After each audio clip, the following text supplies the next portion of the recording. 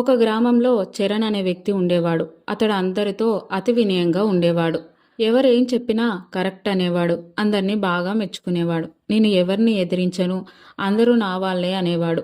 అతడి వినయాన్ని చూసి గ్రామంలో ఉండే పెద్దలు అందరూ చరణ్ గొప్పవాడు, ఇంత వినయం ఉన్నవాడు ఎవరికి చెడు చేయడు అనుకున్నారు. ఒకసారి గ్రామంలో ఒక సమస్య వచ్చింది. చెరువు నీళ్లు పంచుకునే విషయంలో గొడవ జరుగుతుంది. చరణ్ వినయంగా, నాకు నీళ్లు వద్దు అన్నయ్యలు, మీ పంటలు పండితే చాలు అన్నాడు. చరణ్కే 10 మంది పంటలు పండే అంత పంటల నీళ్లు కావాలి. అయినా కూడా గ్రామం కోసం నీళ్లు వదులుకున్నాడని చాలా గొప్పవాడు అనుకున్నారు.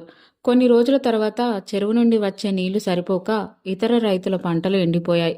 చెరువు నీళ్లు సరిపోవాలిగా, ఎందుకు ఇలా జరిగింది అని విచారణ చేశారు.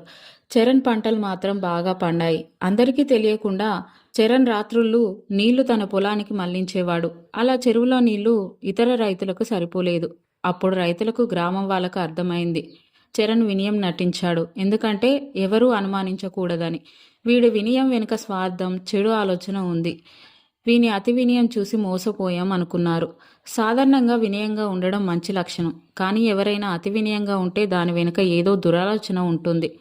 అప్పటి నుండి అతి వినయం ధూర్త లక్షణం అని సామెత వాడడం మొదలుపెట్టారు. మంచి చేసేవాడు అవసరమైనంత మాత్రమే వినయంగా ఉంటారు, కానీ చెడ్డవాడు ఎప్పుడూ ఎదుటివారిని పొగుడుతూ వాళ్ళ దగ్గర వంగి ఉంటాడు. వాళ్ళు తప్పు చేసినా కరెక్ట్ అని పొగుడుతాడు. అందరి దృష్టిలో అతి వినయంగా ఉంటూ మంచివాడనే ముసుగు వేసుకుంటారు. అందుకే జాగ్రత్తగా ఉండండి. అతి వినయంగా ఉంటూ మిమ్మల్ని పొగిడే వాళ్ళని నమ్మకండి. Please like, share, subscribe.